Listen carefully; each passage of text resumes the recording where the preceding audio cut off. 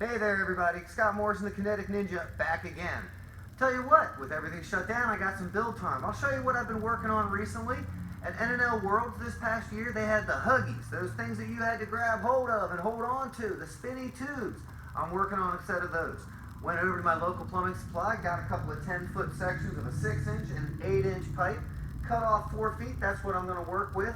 Went ahead and cut off a 3.5 or a 3-inch section of each one of them. I'll show you what I did with those in just a minute. But here's all the materials that I've got together, and then I'll take you through the assembly of the first part. So basically, I went ahead and I cut 3 layers of 1.5 inch thick hemlock fir stuff, just standard siding ply or standard wood you get at Home Depot. And then I've got my bracketry that I've put together, the metal plate right there, and then this one over here, just 1.5 inch stock, 1/4 inch thick. I drilled a series of holes in them and then honed them out so they were nice and smooth. I used these circles when I glued up each one of those. That's what held everything circular, so if they were just a little bit off, I could do that. One hint there while I glued up these wooden blocks together. One thing that you want to do is wax the inside of the ring so that the glue doesn't stick. So I put a bunch of paste wax on there, and of course that's the section I cut off to do the bigger version. You'll notice that there's a threaded insert right there. This allows me to, when this plate is attached, I'm going to be able to put a knob in there and keep them from spinning. So I'll be able to have spinners and non-spinners. But each one of these is not only glued and clamped, but I went ahead and drove 4 screws in from the back. These will show the alignment of the other screws. Didn't want them to run into each other. So I tell you what, now I'm going to go ahead and start putting a few of these things together, and then you'll take a look at it again in just a minute. Hang on.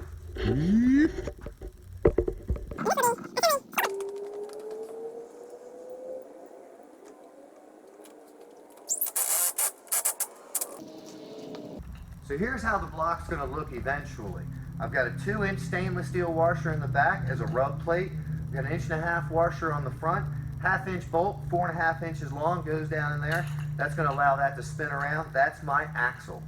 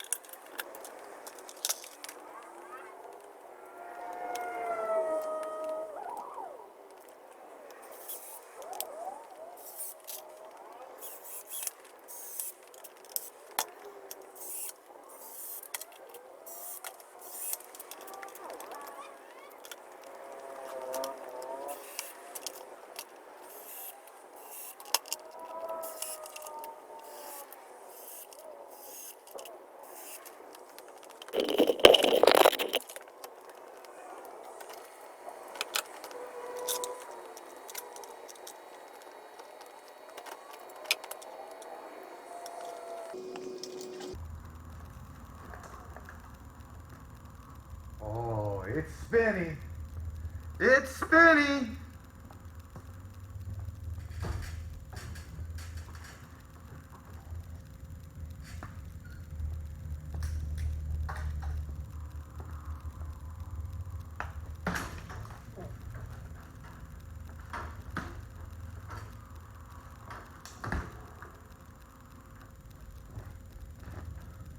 Now I just got to pat it and cover it with vinyl.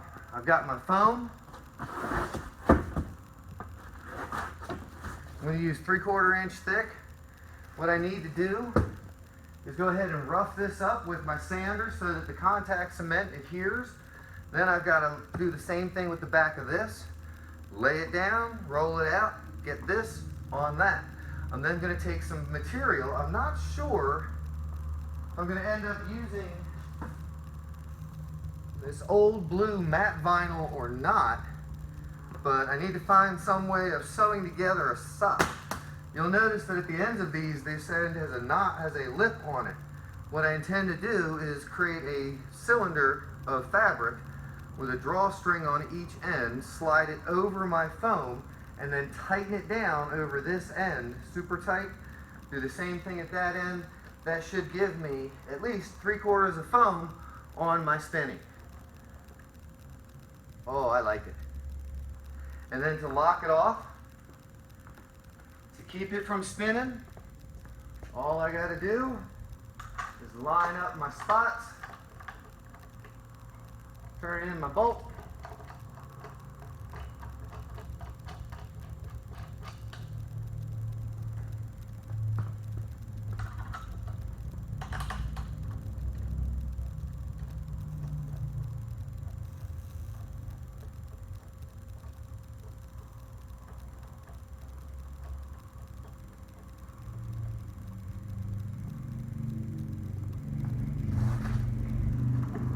and no more spinning. Yay!